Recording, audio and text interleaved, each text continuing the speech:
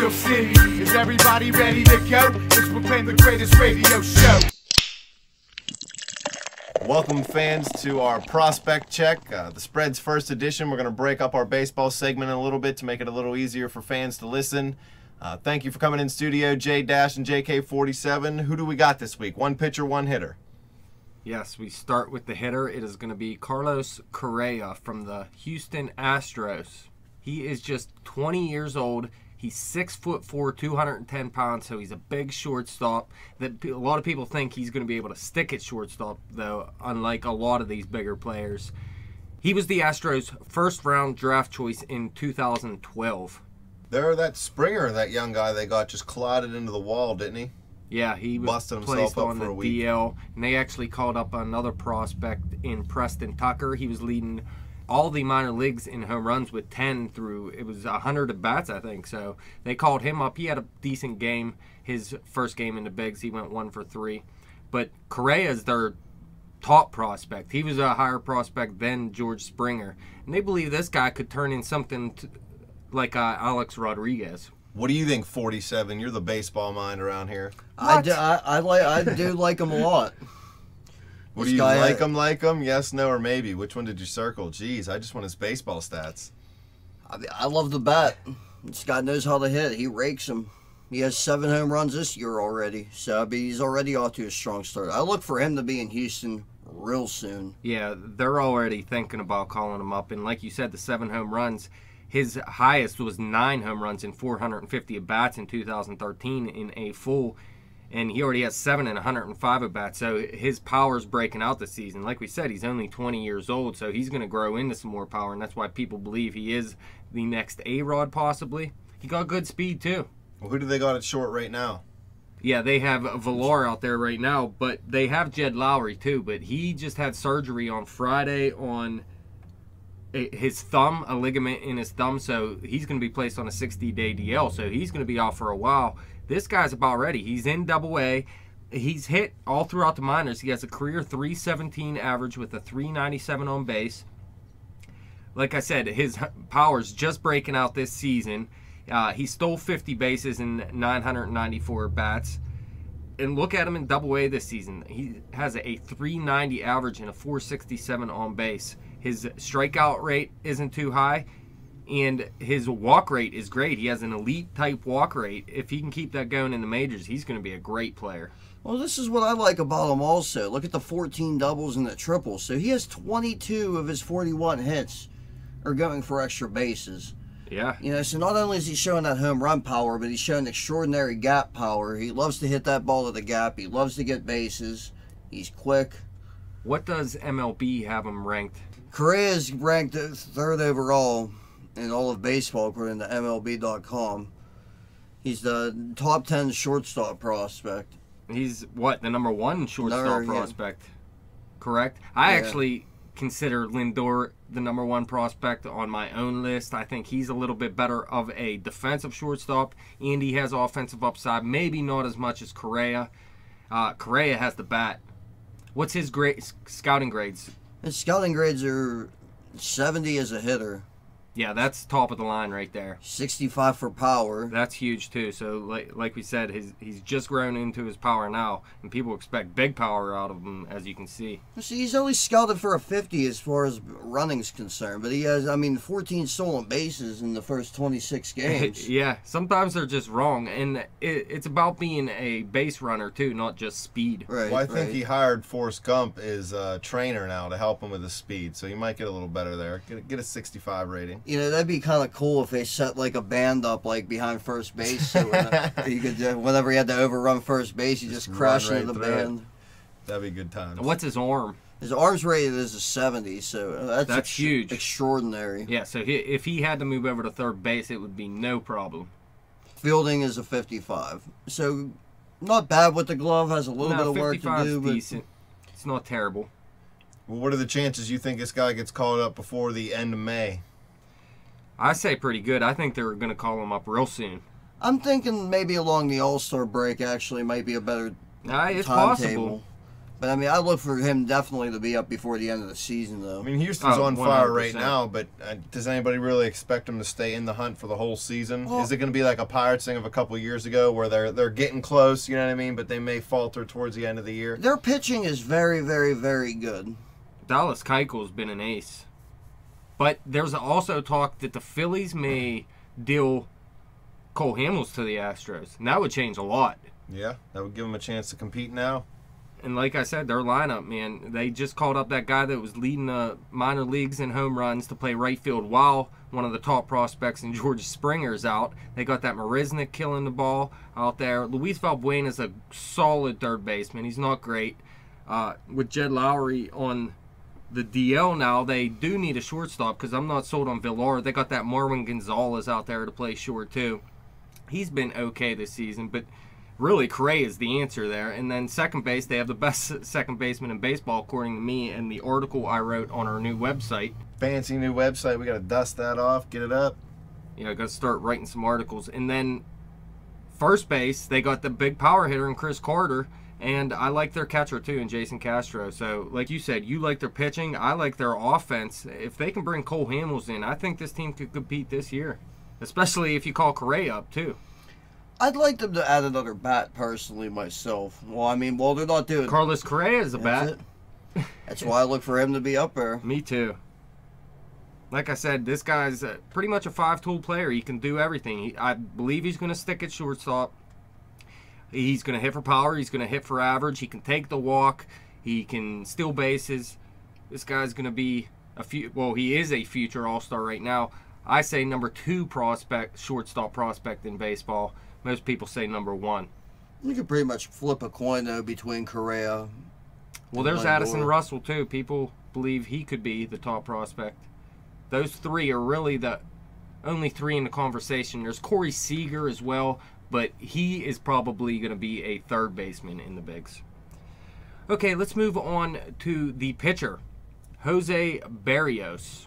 He plays for the Minnesota Twins. He is also in Double-A, and he's also 20 years old. He'll actually be turning 21 at the end of this month. He is not a tall guy. He's only 6 foot, 185 pounds. I like pitchers that are over 200 pounds, but at 6 foot, that's a pretty good weight.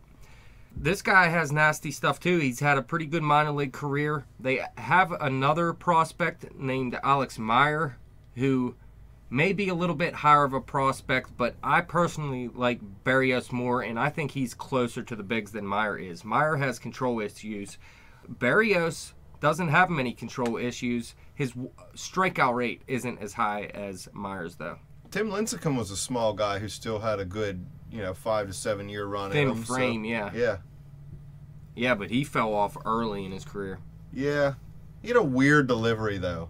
I don't Yeah. know. It was just a little unorthodox. He's trying to come back now in Maybe he should pitch. just be a closer. Well, he really doesn't have the nasty stuff anymore. He's trying to be more of a finesse pitcher these days. But Jose Berrios, what is he ranked on MLB.com? He's ranked the 32nd overall Major League Baseball prospect. Yeah, that seems about right to me. He's been in the top 100 over the past couple years. He's becoming more and more known by the scouts that do these kind of lists. And I think 32 is a pretty good spot for him. In 302.1 innings in the minors, he has allowed 92 walks, which is a pretty decent number, and he has 326 strikeouts, so he still struck out more than a batter per inning, and he has a nice ERA at 3.10 as well. What's his fastball grade? 60. 60. So he's probably going to throw mid-90s, but that's still nice for a pitcher, especially if he can work in the mid-90s deep into a game. So what's a perfect rating if 60 is mid-90s? 80? I was going to say, I believe, 80. I thought it was out It's of a 100. 20 I was to like, 80 that's kind of scale. garbage. No, the scale is weird. It's a 20 to 80 scale. Yeah, that's if you're at a strange. 10 with your fastball, you're basically Nolan Ryan. The curveball and the changeup are also above 50. They're 55s. His control's a 55, and his overall scouting grade's a 55. I think that's actually a little low for him. I think this guy can be a top-of-the-end rotation type pitcher. Maybe not a dominant one, though.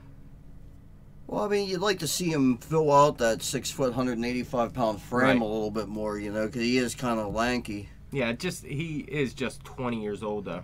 Hey, I'm 6'3" and I only weigh $170, so this dude's got a little bit on me. I'll give it to him. Oh, yeah. He's definitely beefier than you, man. And me. I'll still kick his ass. But yeah, I mean, this guy's definitely a good-looking prospect. I mean, I like the curveball changeup mix. Plays for the Chattanooga Lookouts. That's a pretty sweet name. There's some crazy names in the minors. I like the Las Vegas 51s. That makes no sense, but it's hilarious. Area 51. Oh, Yeah. That's good. He's having a good season so far in Double-A. He's pitched 28 innings in 5 starts. That's a little less than 6 innings per start, so you want to see him go a little deeper into games. But he has a 3.54 ERA. He has 37 strikeouts in those 28 innings, so he's starting to find his strikeout pitch a little bit, and his walk rate is sitting right about where it has in his career. He has 10 walks in those 28 innings. He's given up a lot of hits, so Yeah, 32 in 28 innings isn't the greatest. 4 home runs allowed. The 10 walks isn't terrible, but combined with 32 hits, that's a little bit of a problem. Like, hitters are batting 281 off of him. Yeah, that's actually the highest he's really had in any stint in the minors outside of a AAA stint that lasted just one outing back in 2014. But like you said, too many hits and walks combined. He has a 150 whip this season. His career whip, though, is 120, and that's not too bad. Well, any chance this guy gets called up this season at all? Yeah, I believe he's going to get called up. September call-up or before then? It could be in September. I could see this guy that has to wait till September. But look, the Minnesota Twins pitching staff isn't that deep, so they could call him up or Meyer. I believe it would be Berrios first, myself. 47, what do you think his chances are coming up this year? Depends on what that pitching staff does in Minnesota. Kyle Gibson, he's actually been good this year so far. Yeah, he's looked a lot better this year than he did in his, rookie year last season. Ricky Nolasco got roughed up, and whenever he came back, Hughes has been touched up a little bit. Yeah, Hughes definitely is not looking as good as he did last season. He had a big season last year in terms of what is expected out of him, but this year he's not pitching that great. But the Minnesota Twins starting pitching staff looks like this. It's Phil Hughes, Ricky Nolasco, Kyle Gibson, Mike Pelfrey, and Trevor May. Now, I'm not big on Pelfrey or May, so even if Hughes does turn it around, Nolasco turns it around a little bit, and Gibson keeps pitching like he has this season, they still need to bring up 2 pitchers, and that could be Berrios and Meyer. Well, they could definitely use a starting pitching depth. I mean, I'm not sold on Nolasco. Yeah, I'm not big on Nolasco either myself. I'm not big on this pitching staff really, but the Twins have been playing good baseball. Well, I mean, Gibson actually, he's always had the potential. He's actually flashed like temporary brilliance during this career. I mean, he's been very inconsistent, but I mean, maybe this is finally his breakout year. And we covered another Minnesota Twins prospect in one of our baseball segments. Byron Buxton, if people want to go back and listen. What segment was that? Our second week 2 segment? First, I think. It was our first segment? I do like Buxton, so it's possible it was our first segment. But listen, they got Jordan Schaefer in center field right now. They need to bring up Buxton, put him in center field. He's having a huge season so far. And then you got Hunter, and they called up that Eddie Rosario as well. He was a second baseman in the minors. They called him up. He hit a home run on his very first pitch. They got him playing left field right now.